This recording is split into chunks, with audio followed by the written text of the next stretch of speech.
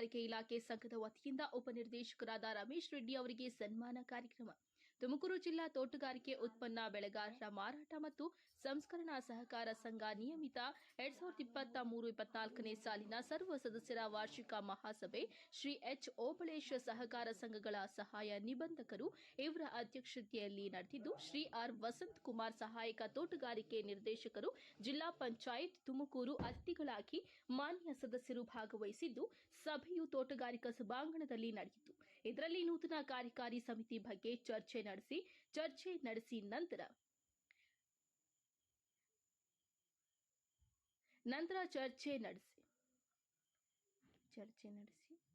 ಸಂಘದ ಸಮಗ್ರ ಬೈಲಾ ತಿದ್ದುಪಡಿ ಬಗ್ಗೆ ಸದಸ್ಯರ ಅನುಮೋದನೆ ಪಡೆಯಲಾಯಿತು.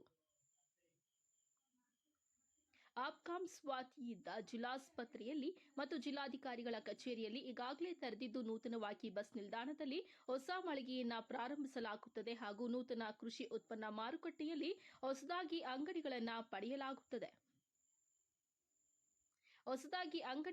ಪಡೆಯಲಾಗಿದೆ. ವರದಿ ಕ್ಯಾಮರಾಮನ್ ಲಕ್ಷ್ಮೀನಾರಾಯಣ್ ಅವರ ಜೊತೆ ಶ್ರೀಕಾಂತ್, ತುಮಕೂರು.